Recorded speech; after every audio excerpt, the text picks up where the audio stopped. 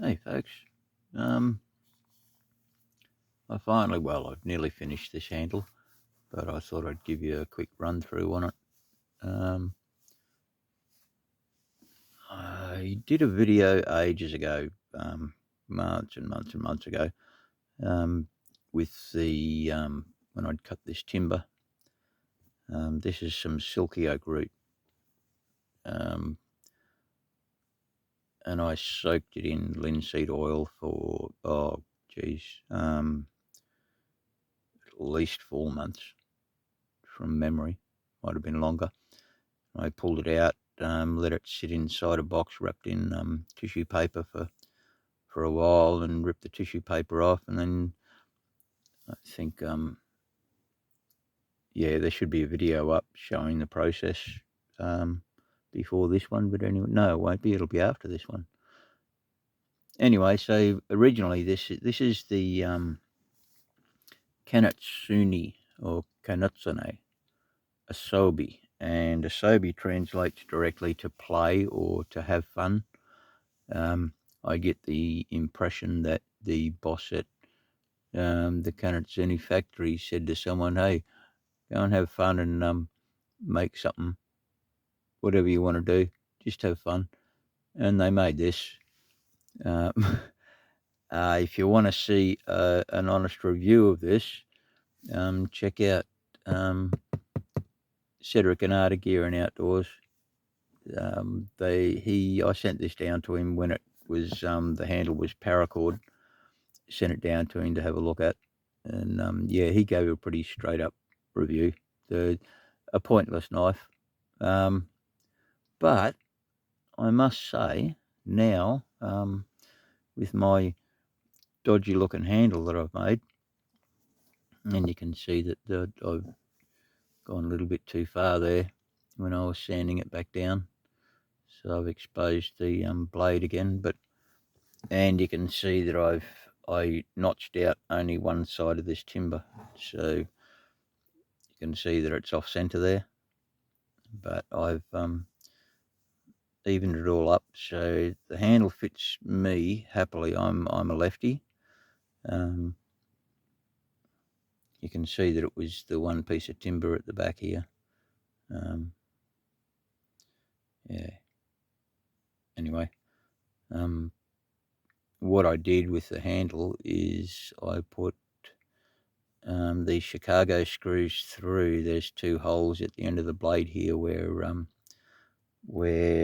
the paracord wrap went through, and up here where you can see where I filled this, I filled that, but I was trying to drill through it, and I actually bought a what was it? It was a cobalt blah blah drill bit, designed to be able to drill through hardened steel. But this stuff is around 62, I think, HRC, and it complete failure, didn't go through. So I haven't bothered here. It's resin sealed. Also, there is I decided to because this timber's porous, the silky oak. You can see, if you have a look there, it's probably the best spot to see it. You can see how that's all open. Well, they're all open holes. So what I've done, even with soaking it after I sanded it, it's they were never filled. And I thought, oh well, I'll get an oil or I'll get a resin and do something and fill that and seal it. And I just happened to fall down the rabbit hole on YouTube, and I found these videos of guys using super glue to fill holes in their stabilized wood and stuff like that, and put a nice shine on the handles. So I've got some a Sally's thin super glue to start filling some of these holes here. I've still got more work to do on it, of course. You can see there's still tiny pits there. But what I've been doing is filling it, then sanding back, then filling it, then sanding back. Some of these spots here where I filled this up, I used some silky oak shavings and stuff to fill that hole, and used the super glue in it. Yeah, anyway, I've been slowly fixing up all the bits and pieces. I'll go over it again. I'll wipe some more super glue through. So I've got the thin stuff. Yeah, like I was saying, I've got that thin Sally's stuff. And I've also got the Gorilla, that thick, high impact stuff. So basically what you do is you get a bit of plastic glove or whatever, and you put super glue on your handle, and then you wipe it over, and don't just wipe it. If you feel it start to gum up, get your finger away from it, let it set, then just sand it back and go again. And it gets better and better. I mean, there's a really nice shine up on here, and that's just from that doing that. What I do is I'll put a layer of super glue on, sand it back, and then I've been rubbing it with linseed oil, and then sanding it back again, then putting another layer of super glue on, and just slowly filling up the pits and getting it nice and smooth. But yeah, I may be going too hard on it, but see, there's little tiny bits like that I want to fix up. I know it's a crappy handle, and it's the first handle that I've actually spent some time on ever. The last time I made a handle was just basically a piece of 2-inch by 1-inch or whatever, and it was a crappy old knife, so I just drilled some holes in, put some screws in, and yeah, it was just a lump of wood. Never did anything with it, but I've actually tried to shape this one to my hand, so I can hold this now like that. Like that, I guess. Sorry about the camera, I just bumped it. Yeah, so it's a big handle, but what it does is it puts some weight to the rear of this, which I think it needs, because this, I went out and I was chopping some wood this afternoon with it just to test it out to see how much better it felt in the hand compared to when it used to have the thing on it, the paracord, and it's a wicked. It's become a wicked little chopper. So I'll tomorrow I'll do a video and show you. I'll add it to the end of this one and let you know. But I abused this thing. Unfortunately, I had it sitting in the bottom of a plastic box. It had got wet and everything, and it got some really bad rust on it. As you can see, all the pitting there.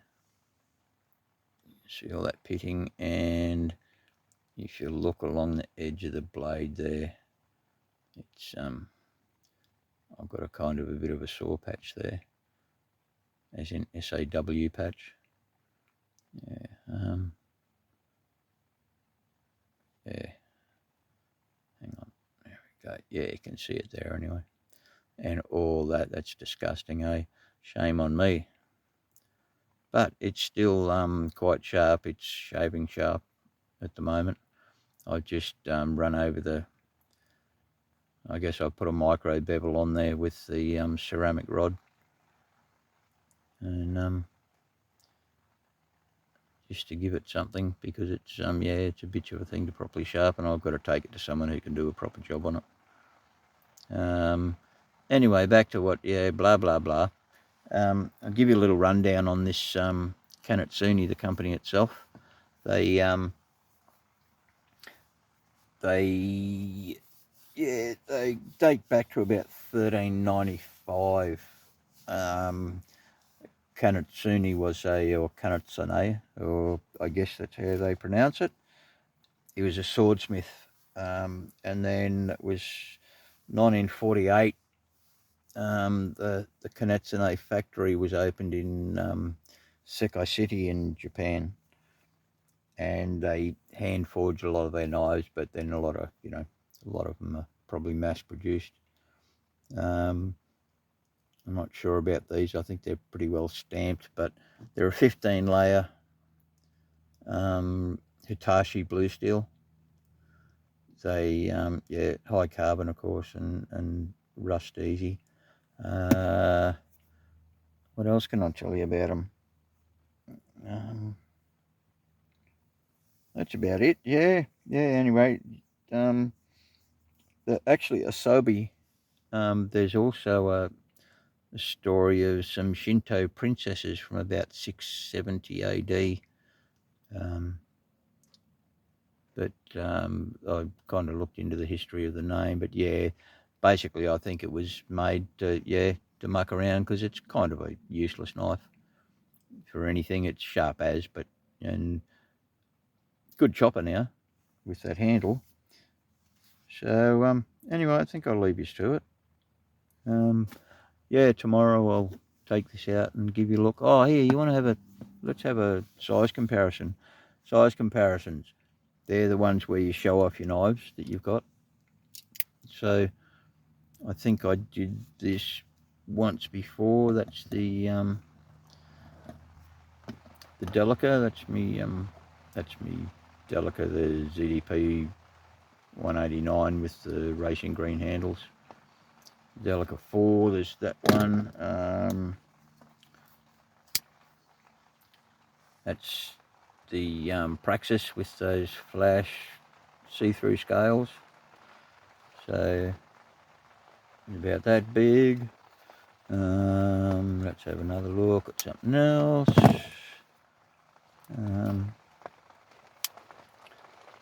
That's the big Crooked River, so you can see it's a little bit bigger than the big Crooked River. The handle's smaller, of course, but and the blade's much smaller. But anyway, yeah, that's the Crooked River. So it's and one more. Hang on, you just sit there, little thing. Yeah, one more.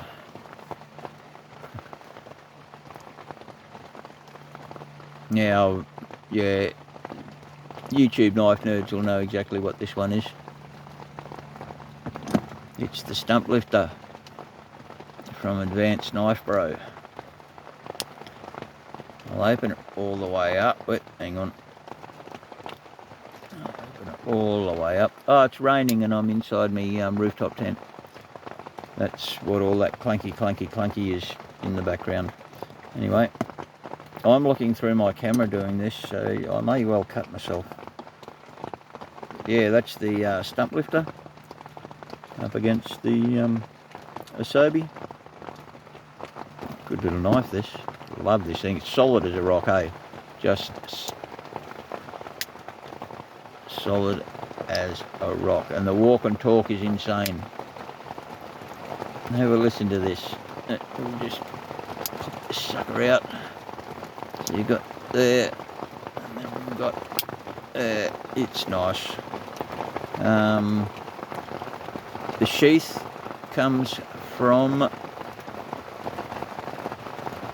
Foolish Pride leather. Yeah, anyway, I'm rambling on. It's late at night. It's late on a Friday night, going into a Saturday morning. Yeah, so she's a dodgy looking handle, but she's well sealed, she's well joined. I'm going to keep working on it and getting it nice and smooth. It's still got a good grip, surprisingly. And for my hand, it hugs well. You get your finger in here and you get over the top of it and you can really chop it shit. So, and you can get it down this end too. You can still get a decent grip down here because I've made it proud up this way.